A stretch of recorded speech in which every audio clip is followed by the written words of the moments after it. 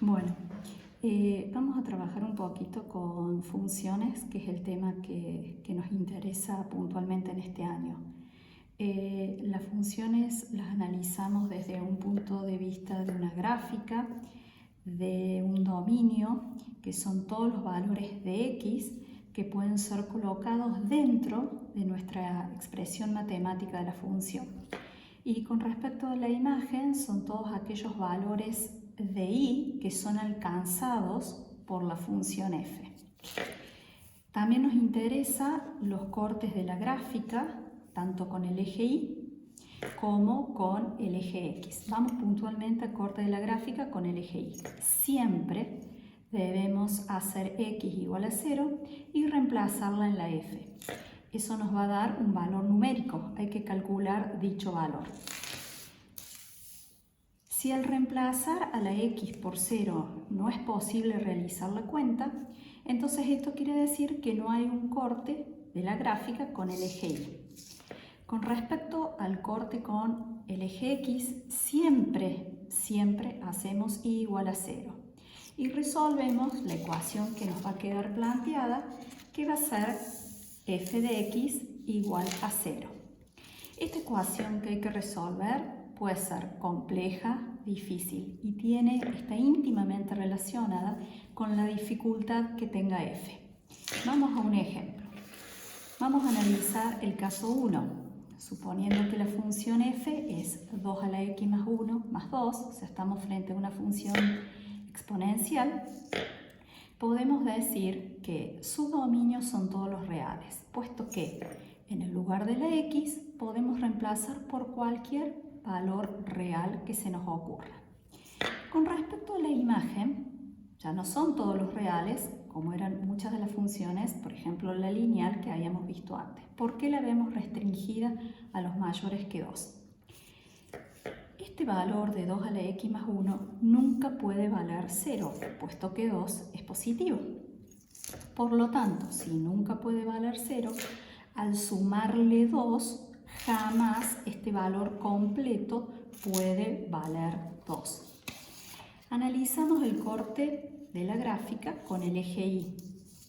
Reemplazamos a la x por 0, obtenemos 2 a la primera que es 2, más 2, 4. Entonces quiere decir que nuestra gráfica va a cortar al eje y en el punto 0 de las x, 4 de la y. Con respecto al corte de la gráfica con el eje x, como dijimos, es a la función la igualamos a 0, tratando de despejar la x, porque nos queda una ecuación. Al despejar la x, observamos que una potencia de 2 tiene que valer menos 2.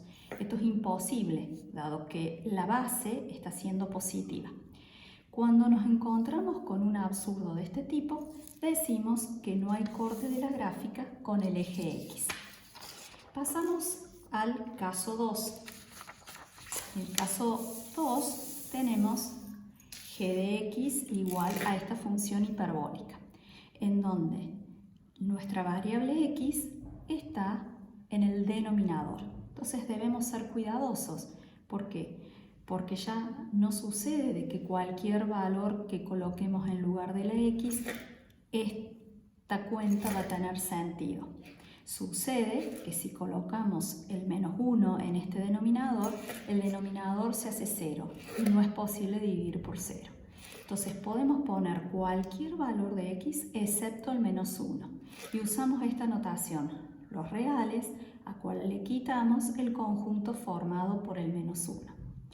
Con la imagen, ¿qué está pasando?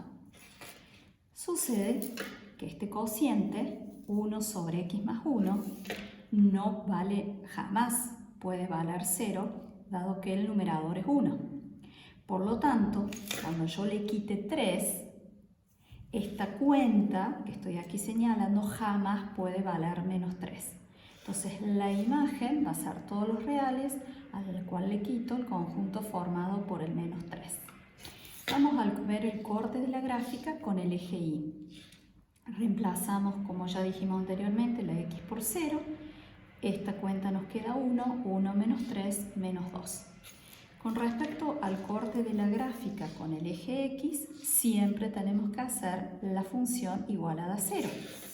En este caso nos queda esta ecuación, en donde, insisto, en el denominador tenemos nuestra incógnita. Tratamos de despejar teniendo en cuenta que separamos en términos, entonces cuál es el término correspondiente que debemos pasar de miembro. Intentamos despejar la X nuevamente, está en el denominador, pasamos multiplicando, hacemos un correcto uso de los paréntesis, porque X más 1 pasa, multiplica al 3, entonces un correcto uso.